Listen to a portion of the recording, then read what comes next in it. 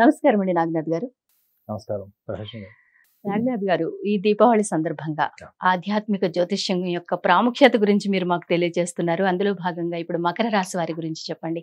వారిలో ఉన్నటువంటి దైవిక లక్షణాలు ఏంటి? అలాగే అసుర లక్షణాలు ఏంటి? వాళ్ళ యొక్క గోచార స్థితి ఎలా ఉంటుంది? వారి గురించి చెప్పండి.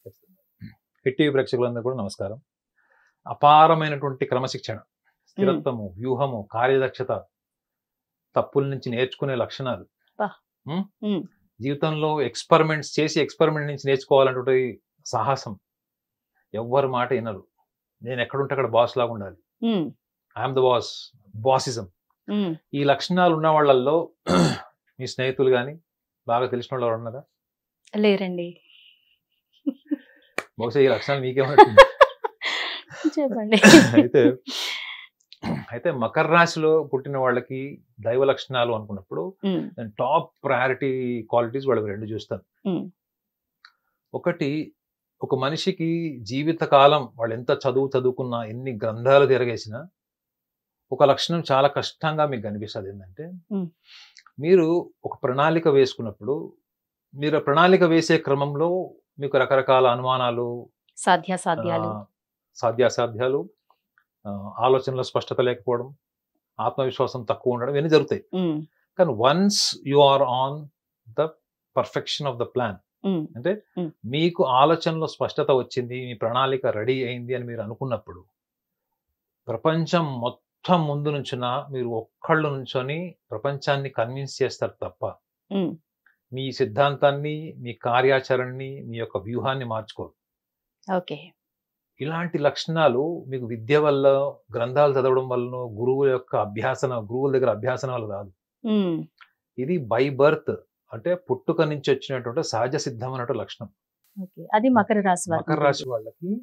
అంటే చాలా మటుకు మకర రాశి వాళ్ళకి కొన్ని లక్షణాలు రాస్తారు. ఏంటంటే, వీళ్ళు ఎప్పుడు కూడా నర్వస్ ఉంటారు, వీళ్ళకి వాళ్ళ మీద వాళ్ళకి ఆత్మవిశ్వాసం ఉండదు, నర్వస్ మేనేజ్మెంట్, ఇలాంటి లక్షణాలు ఎక్కువగా ఉంటాయి వీళ్ళకి. వీళ్ళు ఎప్పుడు గతాన్ని మననం చేసుకుంటూ ఎప్పుడు వర్తమానం దూరం ఉంటారని చెప్తారు. మీరు చూడండి, మకర రాశి వాళ్ళని కొన్ని లక్షల మంది చూశాను నేను. వీళ్ళు ఎన్ని ఫెయిల్యూర్స్ వచ్చినా, వాళ్ళ ఆర్థిక స్తోమత ఎలా ఉన్నా, వాళ్ళు ఎలాంటి ఎన్విరాన్మెంట్ లో ఉన్నా, వాళ్ళ ఊహలు ఎప్పుడు కూడా స్టాండర్డ్స్ కి రావు మేడం. వాళ్ళు ఎక్కడైతే ఉన్నతంగా ఆలోచిస్తారో, వాళ్ళు ఎక్కడైతే వాళ్ళ ఊహల్లో వాళ్ళు ఒక బాస్ లాగా, ఒక లీడర్ లాగా, ఒక నియంతలాగా ఊహించుకుంటారు, అక్కడే ఉంటారు తప్ప అరే ఇప్పుడు మన పరిస్థితులు బాగాలేవు కాబట్టి మనం పడిపోదాం, కిందికి వచ్చేద్దాం అనేటువంటి మార్పులు చేసుకోరు. ఎప్పుడైనా మన టైం వస్తుంది, మన అవకాశం వస్తుంది, మన టైం వచ్చినప్పుడు మనమే బాస్ అనేటువంటి పర్సెప్షన్ తోనే వాళ్ళు ఉంటారు తప్ప ఇది పుట్టి ఊహ తెలిసినప్పటి నుంచి ఆఖరి రోజుల్లో అలానే ఉంటారు. అర్థమైంది? సో ఒక రకంగా చెప్పాలంటే it is beyond self confidence, అంటే ఆత్మవిశ్వాసానికి కూడా సంబంధం లేనటువంటి ఒక అతీతమైనటువంటి స్థితి ఇది. అంటే నేను ఎప్పుడో ఒక ఆప్టమిస్టిక్ గా ఏముంటానంటే, నాకంటూ ఒక టైం వస్తుంది, నాకు టైం వచ్చినప్పుడు నేనేంటో చూపిస్తా. ఆ టైం కోసం వెయిట్ చేసే ముందు వీళ్ళకంటూ ఒక ప్రణాళిక, వ్యూహం ఉంటుంది మేడం. అది బయట ప్రపంచానికి ఎవ్వడికి తెలియదు. మనకి ఎగ్జామినేషన్ హాల్లో క్వశ్చన్ పేపర్ లీక్ అయింది అంటారు చూడండి, వీళ్ళ ప్లాన్ మీరు మెడకాయ కోసి ఏం చేసినా గానీ, పొట్ట కోసినా గానీ ఆ ప్లాన్ బయటికి రాదు. అది మీరు యాక్షన్ లో చూడాల్సిందే. అంటే ఎంత వాళ్ళకి సీక్రెసీ ఉంది, ఆ సీక్రెసీలో వాళ్ళకి ఒక ప్లానింగ్, అబ్జర్వేషన్, పర్ఫెక్షన్, వీళ్ళు ఎప్పటికప్పుడు దాన్ని పర్ఫెక్ట్ చేసుకుంటూ వెళ్తారు.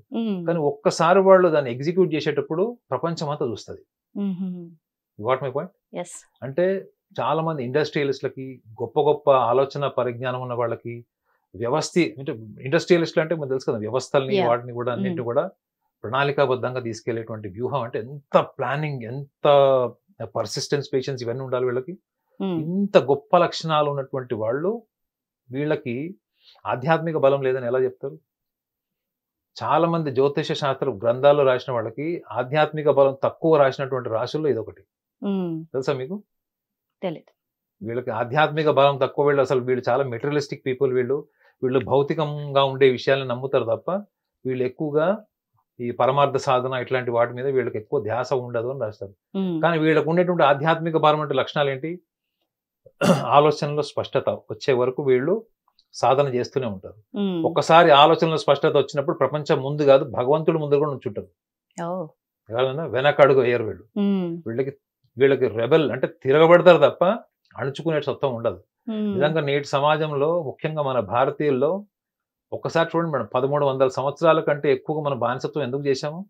ఈ మకర రాశులలో లాంటి లేకపోవడం, లేరు. మకర రాశి లాంటి వాళ్ళు లేకపోవడమే. ఓకే. అర్థమైందండి?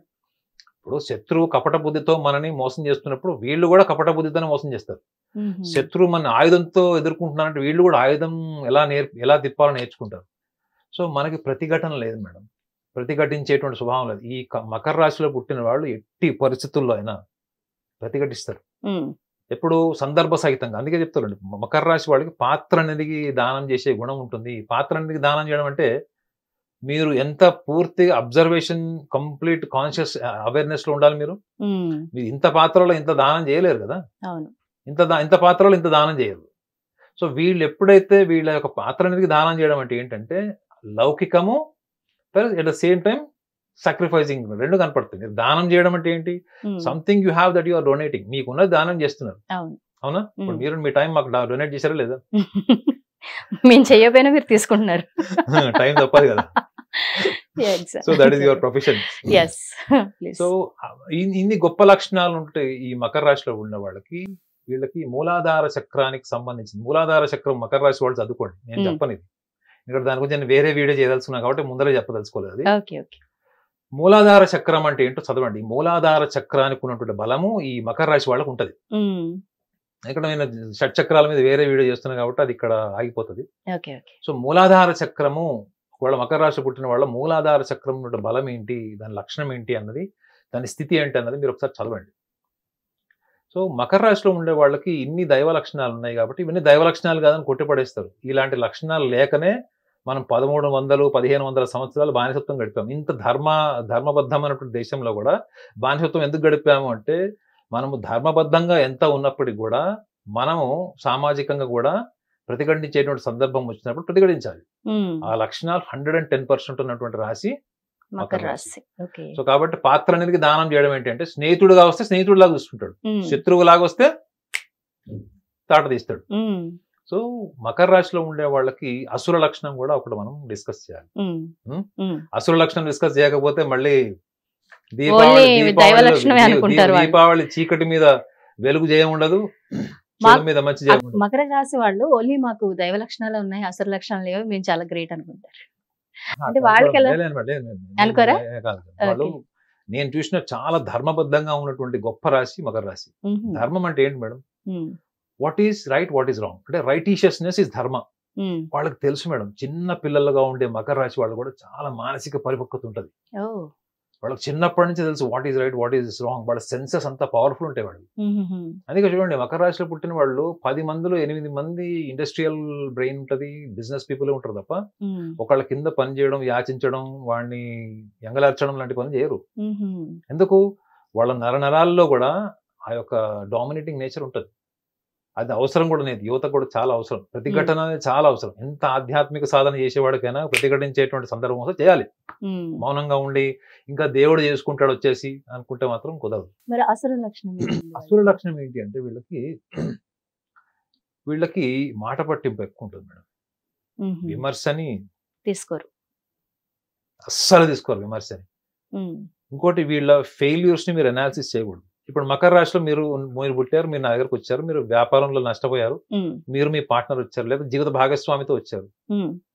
వీళ్ళలో ధర్మం ఏంటి అంటే, నా రోల్ ఏంటి అన్నది, నేను నా ఫెయిల్యూర్ ఎందుకు అయ్యానన్నది మీరు వాళ్ళ మనోభావాలు దెబ్బతినకుండా చెప్తే పర్వాలేదు. మీరు కొంచెం లేదంటే మీరు తప్పండి, మీరు ఇలా ఎందుకు చేశారని అనుకోండి, ఒకవేళ మౌనంగా అప్పుడు విన్నా మళ్ళీ కనపడ్డి నెక్స్ట్ టైం రాడు. సో వీళ్ళకి ఎవరైనా వీళ్ళని అనాలిసిస్ చేయడం అన్నది కూడా వీళ్ళు తీసుకోలేదు. ఇది ఒక మానసిక స్థితి. అది అంటే ఏంటి, వీళ్ళని ఎవరైనా కన్స్ట్రక్టివ్ గా అనాలిసిస్ చేసినా తీసుకోరు, క్రిటిసైజ్ చేసినా తీసుకోరు. దాన్ని వీళ్ళు ఎలా తీసుకుంటారు? వీళ్ళు నువ్వేంది నాకు చెప్పేది అన్నట్టు తీసుకుంటారు. లేదా మీరు వాళ్ళలో 4 తప్పులు లెక్క పెడితే వీళ్ళు 40 తీస్తాడు. వీళ్ళ లాజిక్ ఏంటంటే, వీళ్ళలో అసుర లక్షణంలో ఉండే లాజిక్ ఏంటంటే, ఇవాళ జరిగిపోయింది, అది ఈ రోజుతే, మళ్ళీ రేపటి నుంచి కొత్త జీవితం స్టార్ట్ చేద్దాము, కొత్తగా న్యూ కన్స్ట్రక్షన్ స్టార్ట్ చేద్దాము అనే ఆలోచనతో ఉంటారు తప్ప పాస్ట్ ని వీళ్ళు తీసుకోరు, రీకన్స్ట్రక్ట్ చేయడానికి ఇష్టపడరు. ఇదే వీళ్ళకి లైఫ్లో చాలా గుణపాఠాలు నేర్పించిన వృషభ రాశి వాళ్ళకు ఉండే లక్షణం ఉంటుంది. వీళ్ళు కూడా డినై చేసేస్తారు, తీసి పక్కన పడేస్తారు. ఇంకా బాగా జీవితం అనుభవం వచ్చేసి వయసు పెరిగిన తర్వాత అప్పుడు యాక్సెప్ట్ చేస్తే ఏమొస్తుంది, పుణ్యకాలం అంతా అయిపోతుంది. సో ఈ అసుర లక్షణం అంటే ఏంటంటే డినైల్ మెకానిజం, అంటే దేనిని తిరస్కరించడం, దేనిని ఇన్యాక్సెప్టెన్స్, స్వీకరించకపోవడం.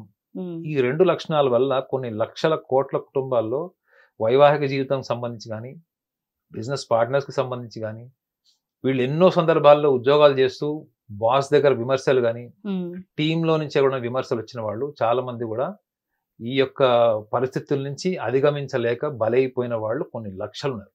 వీళ్ళ గోచార ప్రభావాలు ఎలా ఉన్నాయి ఇప్పుడు? వీళ్ళ గోచార ఫలం ఏంటంటే మకర రాశి వాళ్ళకి ఇప్పుడు కుటుంబ ధనస్థానం వాక్స్థానంలో రాహు ఉంటాడు, అష్టమ భావంలో కేతు ఉంటాడు, తృతీయంలో శని, ధనస్థానాధిపతి కూడా వీళ్ళకి శని అవుతాడు. మకర రాశికి అధిపతి శని. మరి శని మకర రాశి అధిపతి కావడానికి మకర రాశి వాళ్ళకి శని వక్రి ప్రభావం ఉండదని అనుకోవచ్చు. అర్థమైందా? వడ్డించేవాడు రాజు అయితే లడ్డూలు మనకేం తక్కువ, కానీ ఎవరికైనా ప్రకృతే వాళ్ళకి కూడా అది ఎఫెక్ట్ ఉంటది.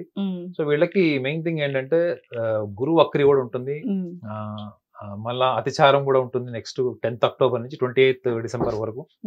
కాబట్టి వీళ్ళు గమనించాల్సింది ఏంటంటే ముఖ్యంగా ఈ టైంలో అష్టమ భావంలో కేతు కూడా ఉంటాడు. కాబట్టి వీళ్ళు జీవిత భాగస్వామికి సంబంధించినవి ప్లస్ ఆర్థిక పరమైనటువంటి ఇన్వెస్ట్మెంట్స్, ఆల్రెడీ చేసిన ఇన్వెస్ట్మెంట్స్ కానీ, లోన్స్ కానీ, జీవిత భాగస్వామిని వదులుకోవాలి, లివ్ ఇన్ రిలేషన్షిప్ లో ఉన్నవి బ్రేకప్ చేసుకోవాలనుకున్నది ఒకవేళ మే మాసం నుంచి, అంటే లాస్ట్ అంటే 2025 ఏప్రిల్ నుంచి గనక ఏమైనా కొత్త సమస్యలు వస్తే వాటిని పోస్ట్ పోన్ చేసి వదిలేయండి. వాట్ మై పాయింట్, ముఖ్యంగా ఏప్రిల్ మాసం నుంచి ఎస్టాబ్లిష్ అయినటువంటి సమస్యలు వాటిని ఎప్పటి వరకు వదిలేస్తారు? 28వ తారీఖు డిసెంబర్ 2025. ఇది మీరు కొత్త కోణంలో ఆలోచించి మళ్ళీ మీకు అప్పుడు ఉన్నటువంటి పరిస్థితులకు తగ్గట్టుగా మీ తెలివితేటలు మేధస్సు వాడి మీరు ముందుకు వెళ్తారు. ఎందుకంటే వీళ్ళకి ఎట్లనో ధర్మం తెలుసు, they knows what is right what is wrong. వీళ్ళు ఎప్పుడైనా ఒకవేళ ఎదుటి వ్యక్తి ఒక అడుగు దిగారంటే వీళ్ళు 10 అడుగులు దిగుతారు, కానీ ఫస్ట్ అడుగు దిగాల్సింది ఎవరు? ఎదుటి వ్యక్తి. ఈ విషయాన్ని సో కాబట్టి ఈ చిన్న విషయాన్ని గనక వీళ్ళు గమనించి ముఖ్యంగా నరక చతుర్దశి రోజు గనక వాళ్ళు గనక ఈ ఆలోచనతో గనక వాళ్ళు దీపావళి సెలబ్రేట్ చేసుకుంటే ప్రతిరోజు దీపావళి. సూపర్ సూపర్ చెప్పారండి Naganath garu, thank you very much. Hit TV app, ఇందులో short news, live news, entertainment shows, movies, digital magazines తో పాటు మీ జిల్లా వార్తలను కూడా ఫ్రీగా చూడొచ్చు. ఇంకెందుకు ఆలస్యం, వెంటనే హిట్ టీవీ యాప్ ని డౌన్లోడ్ చేసుకుని ఫ్రీగా ఎంటర్టైన్మెంట్ పొందండి. Hit TV app, hit TV app, please download hit TV app. Hit TV app ని ఫ్రీగా డౌన్లోడ్ చేసుకుని ఎంజాయ్ చేయండి. మీకు నచ్చిన ఎంటర్టైన్మెంట్ కోసం హిట్ టీవీ యాప్ ని ఫ్రీగా డౌన్లోడ్ చేసుకుని ఎంజాయ్ చేయండి. హిట్ టీవీ యాప్ ని డౌన్లోడ్ చేసుకుని ఆస్వాదించండి, ఆశీర్వదించండి. ఇంతమంది సెలబ్రిటీలు హిట్ టీవీ యాప్ ని డౌన్లోడ్ చేసుకోండి అని చెప్తున్నారంటే ఎంత మంచి యాప్ ఆలోచించండి. అమెరికా అమెరికా అమెరికా అమెరికాలో చదవాలనుకునే వాళ్ళకి విశ్వసనీయమైన పేరు మన శౌర్య కన్సల్టెన్సీ. UK లో 1 year masters, UK లో 1 year masters, 2 years work permit up to 5 years visa. Contact Shaurya Consultancy. Contact 89851 89851.